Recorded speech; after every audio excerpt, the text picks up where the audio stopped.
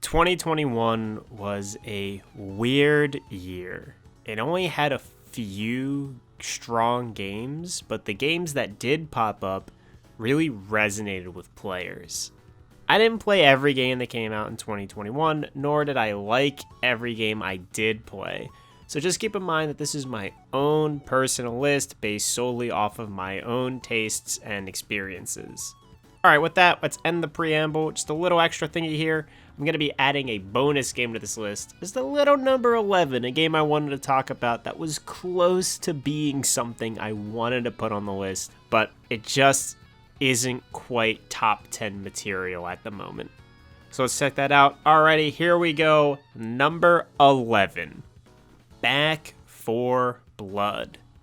I love Left 4 Dead and was incredibly excited for Back 4 Blood. The gunplay in the game is great, the graphics are good enough, and the focus on shorter levels so players can drop in and out instead of committing to a 45-minute campaign is a good idea. And I think the card system is really cool. The massive problem with Back 4 Blood is the Special Infected. The Special Infected spawn too much, too often, almost to the point of non-stop. And on easy mode, the game is just too easy. And on normal mode, the game is swarmed with Special Infected and it's just not fun. There are moments of gameplay that aren't too easy and aren't too difficult, but those moments are few and far between. I really wanted to like Back 4 Blood, and I can see so much potential in this game, and it's just a little frustrating that it's not living up to the potential, not so much due to the game itself, but due to how the mechanics in the game are currently being executed. So, even with good gunplay and creative ideas, Back 4 Blood waffles between boredom and frustration, and that's why it's here at number 11, and it doesn't quite make the list. Number 10, Chivalry 2. A game that is this dumb and this fun through and through absolutely deserves to be on the list. Every weapon has a crunch to it that makes the melee feel like just the most satisfying thing ever. Classes are different enough that it makes playing as and against them feel distinct and fun, and while there are only a handful of maps, the game surprisingly never gets dull. There is something in the simplicity of just getting a bunch of clowns together and having them swing swords at each other that just feels timeless. I played this game at launch and you couldn't really queue up with your friends, but after a few months that problem has been fixed. We also had like a free-for-all brawl mode, which is also pretty fun, and I like that the game is continuing to get updates. This game isn't perfect, it isn't even really that special, but it is a certain type of fun that's just timeless. Number 9, Halo Infinite. I love Halo, and I think it might exclusively be that love that Halo Infinite is at number 9 instead of number 11. The newest Halo has some really solid ideas, the grapple hook is great, the human weapons are very satisfying to use, the ammo refuel boxes are a great idea, and multiplayer feels pretty fun to play. I'm not the biggest fan of the playlist restrictions, though I am glad they finally added a Slayer playlist. It's been fun to play around in a modern Halo game that feels like it took PC players into consideration. On the other hand, there are also a million buttons and things like sonar and headlights that feel pretty meaningless to use. Also, Infinite is packed with boss fights, which is not a positive thing. And the core concept of the game, of it being open world, isn't really fun, and it isn't really fleshed out enough to make it feel like it deserved to be the core selling point, since most of the campaign is still running through specific chaptered missions. All that whining aside, the core gameplay of Halo Infinite, and my abundant nostalgia for the series, puts it at number 9. Number 8, Super Auto Pets.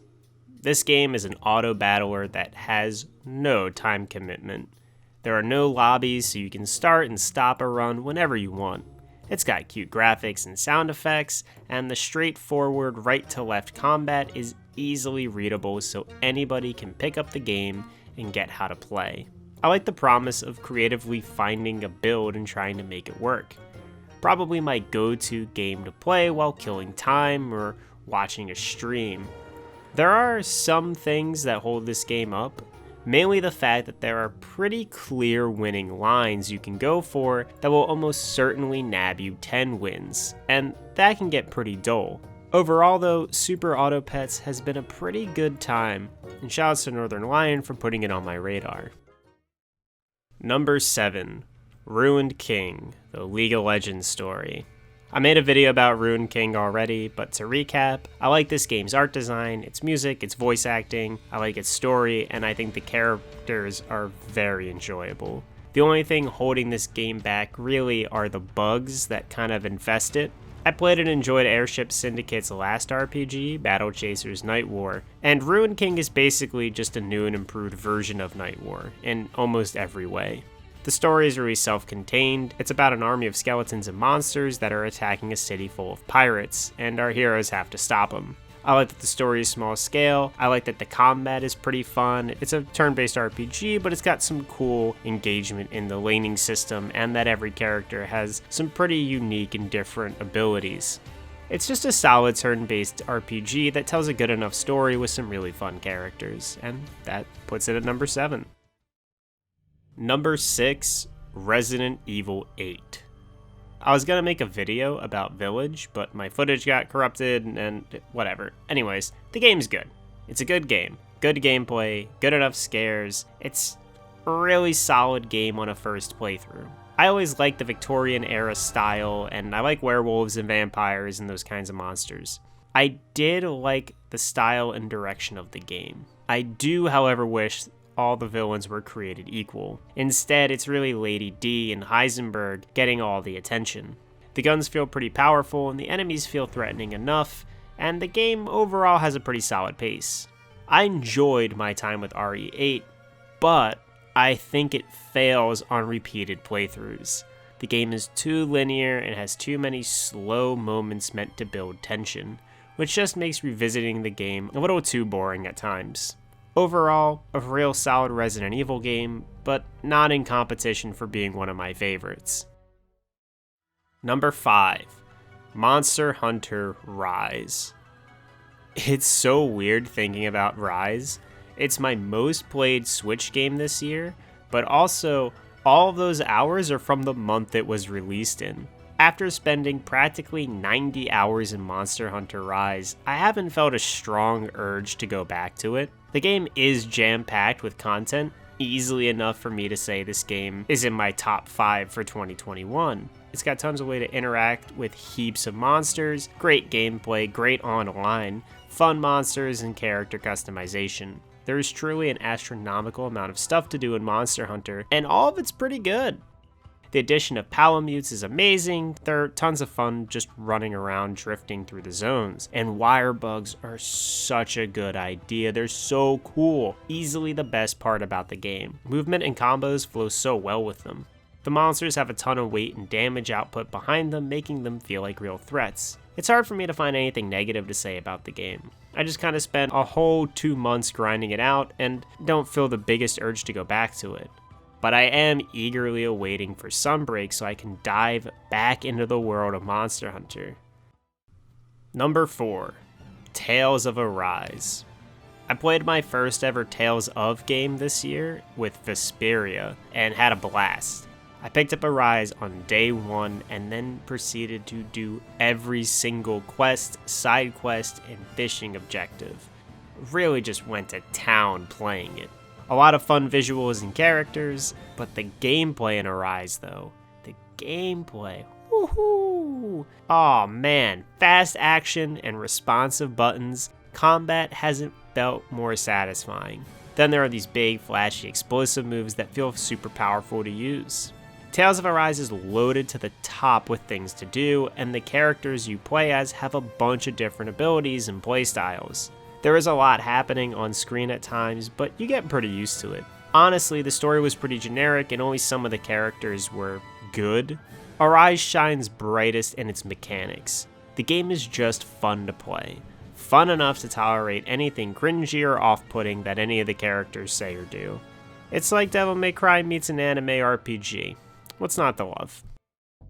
Number 3, Bug Fables. Oh, it's the cheating time of the list. I cheat every year, and I know Bug Fables didn't come out in 2021, but I played it for the first time this year, along with a bunch of other RPGs, and The Fable of Bugs was by and large my favorite RPG I played this year. Great art style, creative zones, a fun story, good combat, terrific music, and unbelievably likable characters. There's something truly special about Bug Fables, just a little RPG that made a big impact on me.